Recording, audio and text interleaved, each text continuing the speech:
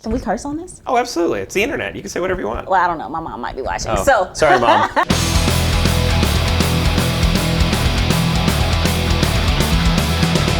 Hey everybody, welcome back to Words of Fang. We are here again at the Between the Waves conference in Madison, Wisconsin.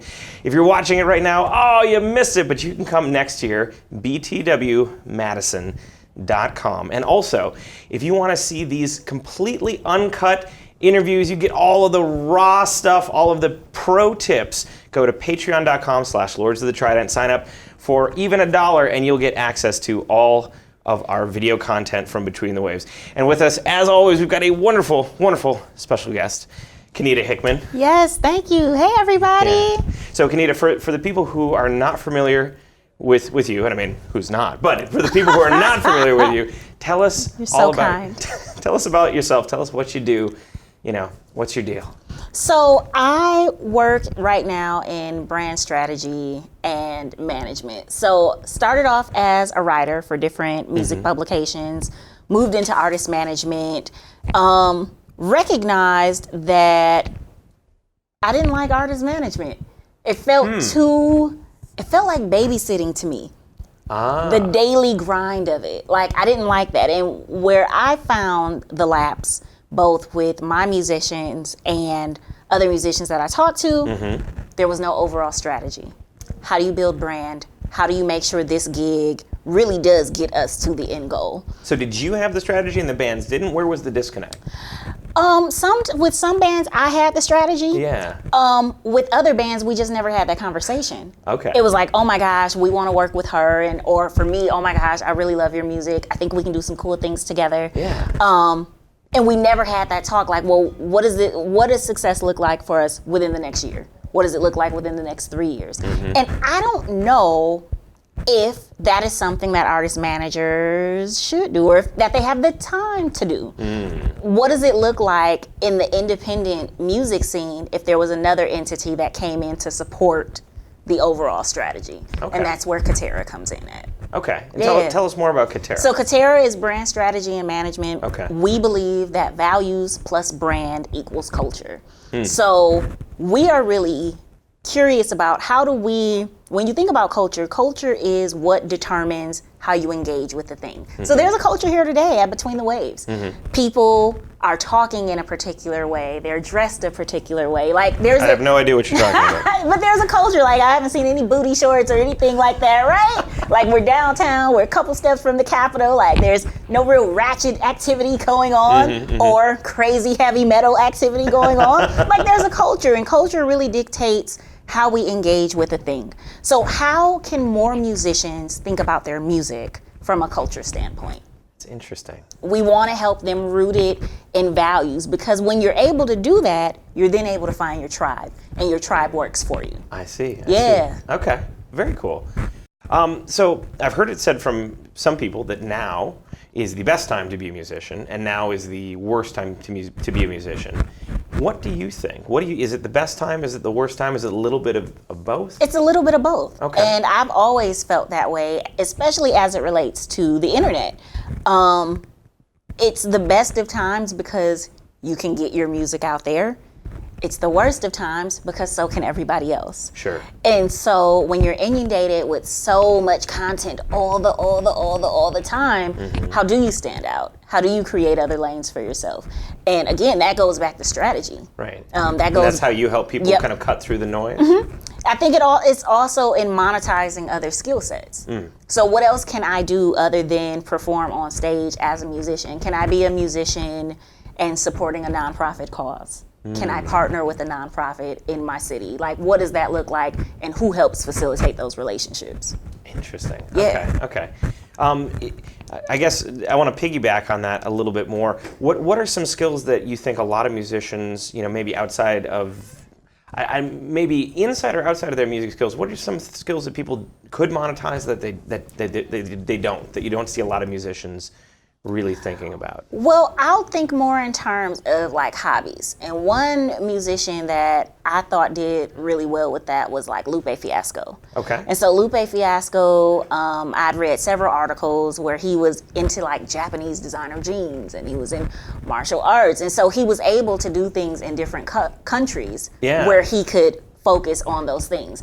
I know Solange, she had like a line of purses out over in Asia. And so she was able to do some, you know what I'm saying? Mm-hmm. And so it's really thinking about what are my other interests. For example, right now, I have a music column in a food publication. Wow. Yeah, Edible Milwaukee. And so it's called Artist Eats.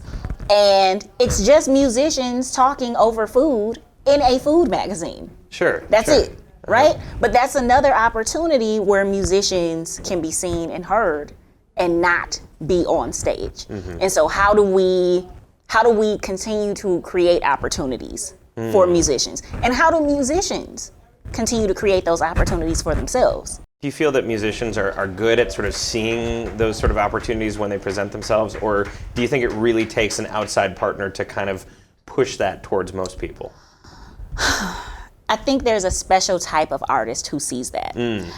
I think the artistpreneur. Yeah, the artpreneur. I think part of it is that a lot of do-it-yourself musicians, a lot of independent musicians, don't think they can do those things until they have that national, international contract. I am of the mindset that we engage local communities and we build the blueprint, and then we go into another local community and we do the same thing.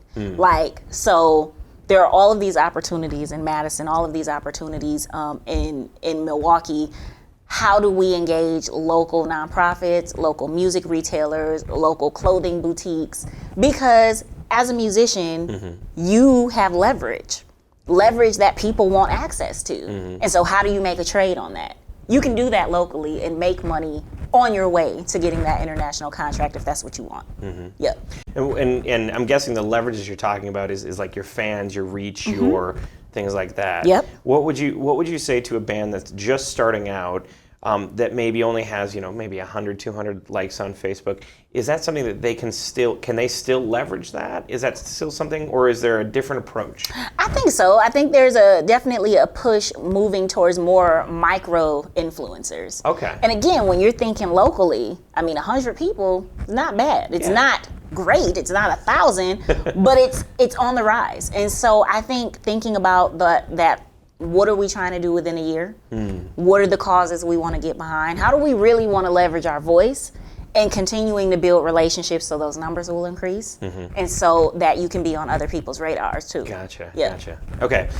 If you could take your magic wand out and just wave it around and remove one thing from the music industry at large, and this can be from anything, from live music, from business, from label deals, anything you want, what would be that thing that you remove?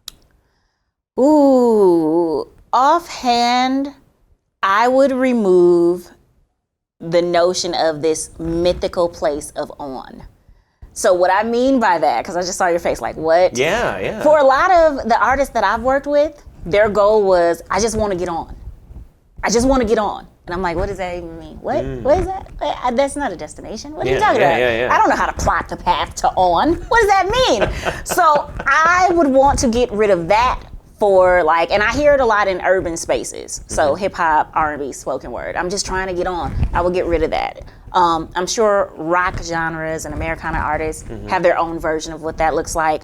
But to me, I think, first of all, trying to be at Beyonce level status right now, that's just, let's baby step this thing.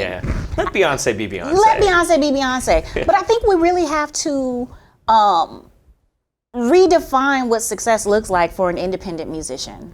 And I think that we can't continue to define our space in the ways that Jay-Z or whoever might define theirs, because then you don't stick with it, because it's really kind of like an astronomical goal at this point.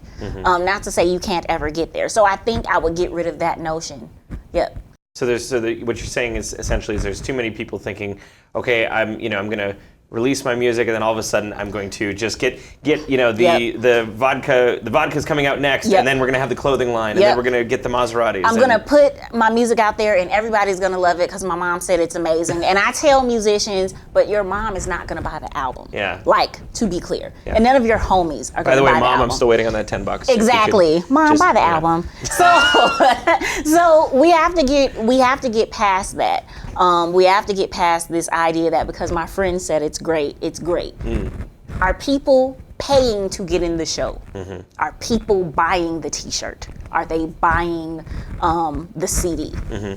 We got to rethink about how we define success as an independent musician. That's interesting. I think a lot of people would argue that now we're sort of in a new music industry, or at least things have morphed and changed in quite a dramatic way. Do you think there are any vestiges of the old industry, be it managers, booking agents, labels maybe, that are still very, very crucial in today's environment? I think managers are vital, especially if you don't have a label. I think having a distribution channel. One thing about the internet that has made it easier is that you can create your own distribution channel. Sure. You can set up your own tours. You can make those connections. But I think managers are still essential unless you are one of those rare artists who has the capacity to also manage.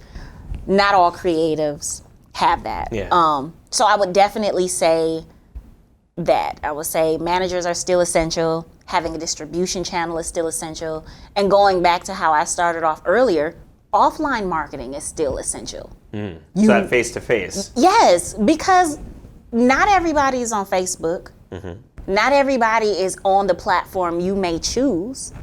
And with algorithms, all of your 100 fans may not actually be getting access unless they've signed up specifically for your business page or your artist page. And so you have to consider, how do I engage people in coffee shops? How do I engage people in spaces that I'm in often? How do I engage folks on community supported radio? What does that look like? So I do think, again, a lot of those departments are necessary. I'm still not sure about the label, though. I don't know. There's something about a label being able to own my name. Yeah. You know what I'm saying? That I'm giving up my birth name to get an advance that I still have to pay back. And a lot of musicians get in trouble with the advance. They go out, they trick it off, whatever they do with it, not recognizing you still have to sell enough albums to pay that back. I think that's why I like the idea of independence so much, because the threshold for what you have to sell to be successful is so much lower. You don't have to sell. Well, you can define it. Right. Right. If I sell 50 albums, party. Right, exactly. So like right now, as we're talking, I'm thinking about Def Jam. And at the time, Mariah Carey had released an album. It might have been The Emancipation of Mimi. I don't know what album it was. But there was another artist named Christina Milian who also released an album at the same time. Christina got dropped. She didn't sell nearly what she needed to sell, nor did she sell as much as Mariah Carey. That album, did numbers, right? That was it. And so if Christina didn't pay all of their money back, we own your name. There was another hip hop artist named Bone Crusher. I interviewed him eons ago. And he told me, I was like, why so long between albums? And he said, the label owned my name. And I needed to, fulfill the end of my contract before I could, move to another label or anything like that. And he was actually the artist who was like, he said, you know who Britney Spears is, right? And I was like, yeah. And he's like, nope, never heard of her. He's like, but that's her birth name, right? And I'm like, yeah. And he's like, yeah, but if she don't fulfill her contract, her label owns her name. They own her likeness. Oh man. No wonder she shaved her head and went crazy. Oh my gosh. That was a wild time. That was a crazy time. Oh, Britney, I'm so glad she pulled through. Leave her alone! I was a huge B. Spears fan. I'm also a huge Backstreet Boys fan. And I'm almost a little disappointed that I didn't get to Vegas to see them. Shoot. I mean, because everybody's back, like that's a jam. That's, as the cool kids say, that's a bop. That's a bop. Yes. So. Oh, I say that all the time. You know? Yeah. He's a cool kid. So that was fantastic, great information. So on this channel, right, we focus a lot on DIY approaches and DIY solutions to a lot of stuff in the music industry. Is there something that you think every artist, every band should DIY, maybe at least once or twice? I would say a marketing plan. I think you should. I think artists, it's good to know how to create a marketing plan for your band. What are the important components? What are the goals and metrics? How do you measure the success of that? Another thing, now this is not something that an artist should DIY, but this is something that I think every musician should have, is mentors. Okay. So whether that's a more successful band, whether that's whoever that is. And I think that mentor should be someone who has a skill set that maybe as a band y'all don't have. Gotcha. So if you're struggling with marketing and you want to do it yourself, having somebody who's really great at that, who can help guide you in that. I see. I want to move into the sort of the internet and social media just for a second. So in the olden days, right, going back to the whole VH1 thing, right, there was a bit of more of a mystique about certain artists, whereas nowadays, you know, if I like somebody, I can just go to their Facebook page and chat them, and there's a chance, a pretty 50-50, I'd say, depending on the size of the artist, that they'll actually engage with me, chat me back. I mean, I know we do. Do you think that's a good thing? Do you think that's a bad thing? Do you think losing some of the mystique of being a performer, you know, is the price we pay for the times we live in, or? I mean, I think that's an interesting question, because what I found as I've just been building my own brand with my company is that people really love to be a part of the journey. Like, they love the wins. And so they love hearing that Rihanna just, you know, is now making 600 million or is worth 600 million, right? Like, that gives people the warm and fuzzies because they feel like I've been a part of that because I've been watching this story. I think sharing too much can be problematic though. So I think you just gotta have a good harmony. I won't say balance. You gotta have a good harmony of how you engage fans. Yeah, I think it's scary because I've seen times where it could go really, really wrong, even for independent musicians, where they find themselves in some dicey situations. Yep. Interesting. So I think having barriers is a good thing. I mean, even now, like, there's a lot of information I don't talk about. There's a lot of conversations, you know, if someone is creeping in my DM during booty call hours, like, I don't even engage. I'm like, oh, are you interested in doing coffee? Okay. Yeah. No? All right. Good day then, sir. Good day. He sent an eggplant. No emojis. No emojis. So let me touch on that real quick. Is there an internet mistake that you see a lot of artists routinely making, or is there something that, you know, you would caution most artists about, specifically about posting on the internet and things like that? Creating content does not mean selling product. So you have to have a harmony of the type of posts. Keep in mind, when people engage with you on social media, they want to build a relationship with you. They know you're going to sell to them at some point. They do not need every post to be sold. You know what I'm saying? Every post does not need to be, come to my show, come to my show, come to my show. Yeah. Maybe show them the rehearsal of the show. Maybe talk about how you're excited about making the transition into being a full-time musician. Create the story, and then every so often, invite them to a show. When I see musicians creating content, they think, oh, that means put out more music and da-da-da and da-da-da. I also don't think creating content means creating more music, because often you're not giving the music enough time to breathe. Sure. And so you're sick of the music because you've worked so intimately on the album, but most of your fans haven't even heard everything. Like, you have to give them enough time to engage with the album to really see how successful it's going to be. Gotcha. So creating content is vastly important. He said knowingly into the camera. Yes.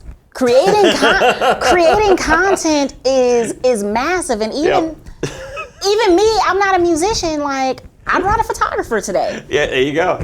Content. You know what I'm saying? So, yeah. And if you want more content, get on that Patreon. Patreon.com/Lords of the Trident. Do it. What movie is that from? Was that Ben Stiller? Which one? Do it.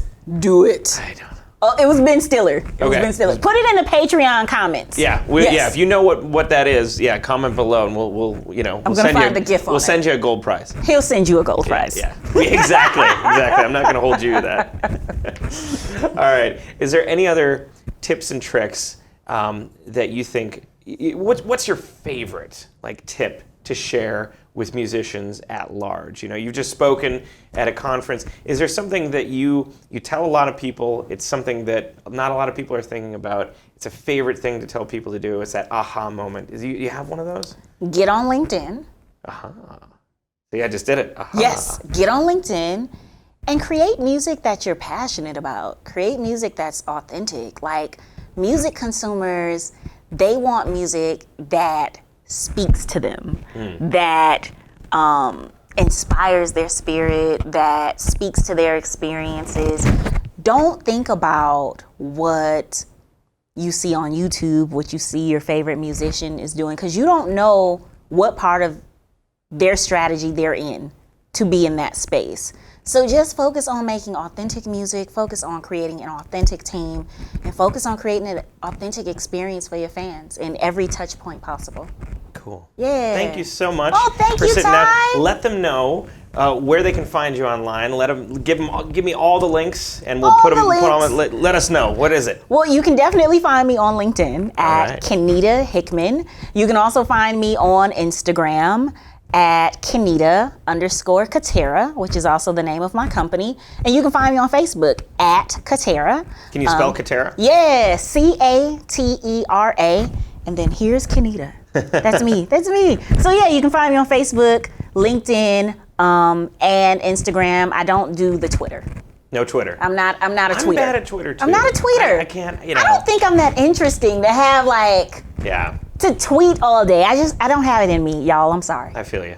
Yeah. Thanks so much for watching. If you want to see the entire full uncut interview, go to patreon.com/Lords of the Trident. We're going to be putting all these interviews from Between the Waves Festival up on the Patreon. And of course, come to the Between the Waves Festival next year. It's in June. btwmadison.com. We will have links down below. And as always, thank you so much for watching. Thank you for supporting. Kennita, thank you so much for being here. Oh my gosh. And we will see you guys next time. Later, Gators.